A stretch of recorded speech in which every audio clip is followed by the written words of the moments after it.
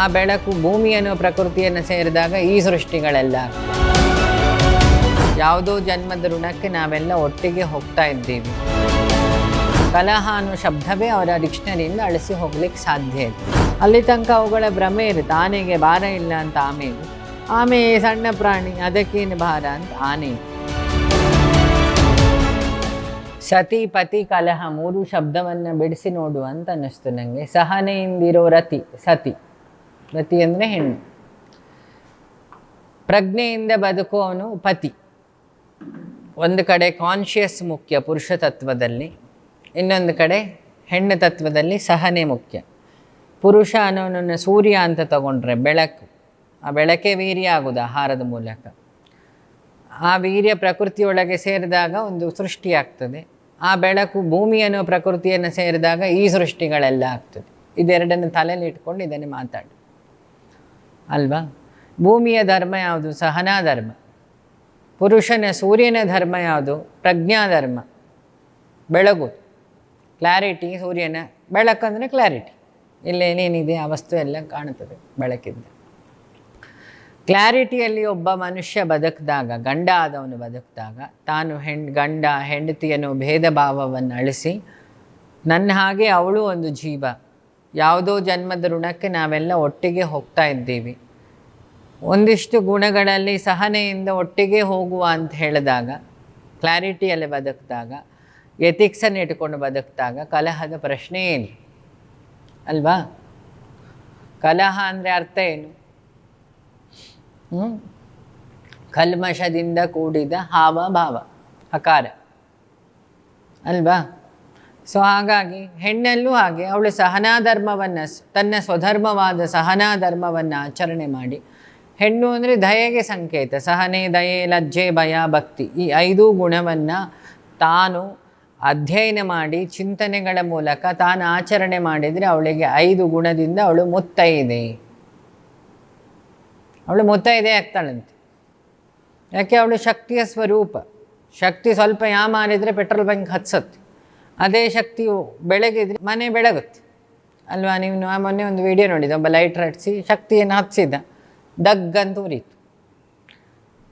ಅದೇ ದೀಪವನ್ನು ಮನೇಲಿ, ಅದೇ ಪೆಟ್ರೋಲ್ ಅಥವಾ ಲೈಟನ್ನು, ಕರೆಂಟನ್ನು ಹಚ್ಚೋದ್ರ ಮೂಲಕ ಮನೆ ಬೆಳಗಲಿಕ್ಕೂ ಸಾಧ್ಯ. ಇದು ನೋಡಿ, 2 ಮೂಮೆಂಟ್ ಉಂಟು ಒಂದು ಹೆಣ್ಣಿಗೆ. ಒಂದು ಕನ್ಸ್ಟ್ರಕ್ಟಿವ್ ವೇ ಆಫ್ ಲೈಫ್, ಕುಂತಿ ಥರ. ಇನ್ನೊಂದು destructive way of light, Gandhari ಥರ. ಗಾಂಧಾರಿ ನಾಶ ಆಗಿದ್ದು ಮೋಹದಿಂದ, ಮನೇಲಿ ಕಲಹ ಆಗೋದು ಮೋಹದಿಂದ. ಅಪ್ಪ ಮಕ್ಕಳ ಮಧ್ಯೆ ಕಲಹ ಬರ್ತಾ ಅಮ್ಮ ಬರ್ತಾಳೆ ಅಡ್ಡ. ಯಾಕೆ? ಮಕ್ಕಳು ತಪ್ಪು ಮಾಡಿದರೆ ಅವಳು ಮೋಹದಿಂದ ಕ್ಷಮಿಸ್ತಾಳೆ.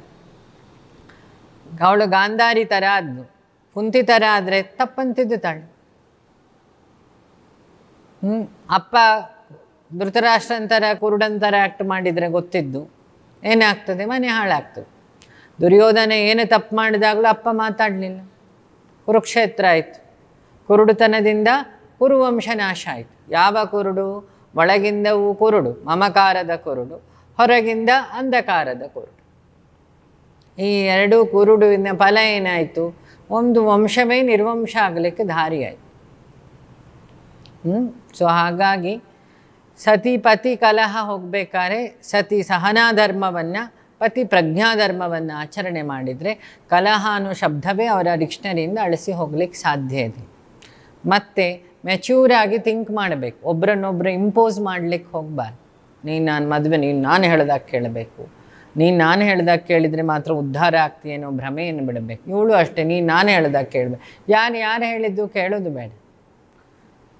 ಮುಕ್ತವಾದ ಚರ್ಚೆ ಮಾಡಿ ಮುಕ್ತ ಜೀವನವನ್ನು ಆಚರಣೆ ಮಾಡಿ. ಅದೇ ಮದುವೆ. ಮಾಫರ್ ಮುಕ್ತತೆ, ಮಾಧುರ್ಯದಿಂದ ಕೂಡಿದ ಯಾತ್ರೆ ಮದುವೆ. ಇಲ್ಲ ಅದು ವಿವಾಹ ಅಲ್ಲ, ವಿವಾಹ ಬಂಧನ. ಇನ್ವಿಟೇಷನಲ್ಲಿದ್ದ ವಿವಾಹ ಬಂಧನಕ್ಕೆ ದಾರಿ ಆಗ್ತದೆ, ಇಲ್ಲ ವಿವಾಹ ಸ್ಪಂದನೆಗೆ ದಾರಿ ಆಗ್ತದೆ ಅಷ್ಟೇ. ಸೊ ವಿವಾಹ ಅಂದರೆ ಶುರು ಶಬ್ದ ವಿವೇಕ. ವಿವೇಕದಿಂದ ಕೂಡಿದ ಬಂಧನ ವಿವಾಹ ಬಂಧನ ಆಗ್ತದೆ. ಇಲ್ಲ ಅದೊಂದು ಬಂಧನ. ಒಂದು ನಾನು ಹೇಳೋದು, ಯಾವಾಗ ಗಂಡು ಹೆಣ್ಣು ಅನ್ನೋ ಭಾವ ಬಿಟ್ಟು ನನ್ನ ಹಾಗೆ ಅವನು ಅಂತ ಹೇಳಿ ನನ್ನ ಮನಸ್ಸಲ್ಲೂ ಭಾರ ಇದೆ, ಆ ಮನಸ್ಸಿಗೂ ಭಾರ ಇದೆ. ಅರ್ಥ ಮಾಡು. ಆನೆಯ ಭಾರವನ್ನು ಆಮೆ ತಿಳ್ಕೊಂಡಾಗ ಆನೆಯ ಭಾರ ಆಮೆ ಗೊತ್ತಾಗ್ತದೆ. ಆಮೆ ಭಾರವನ್ನು ಆನೆ ತಿಳ್ಕೊಂಡಾಗ ಆಮೆ ಭಾರ ಆನೆ ಗೊತ್ತಾಗ್ತದೆ. ಅಲ್ಲಿ ತನಕ ಅವುಗಳ ಭ್ರಮೆ ಇರುತ್ತೆ, ಆನೆಗೆ ಭಾರ ಇಲ್ಲ ಅಂತ ಆಮೆದು, ಆಮೆ ಸಣ್ಣ ಪ್ರಾಣಿ ಅದಕ್ಕೇನು ಭಾರ ಅಂತ ಆನೆ ಇತ್ತು. ಈಗ ಎರಡರಲ್ಲೂ ಕೆಲಸ ಮಾಡಿದ್ದ ಅಜ್ಞಾನ ಮತ್ತು ಅಹಂಕಾರ, ಫ್ಯಾಕ್ಟ್ ಇಲ್ಲ.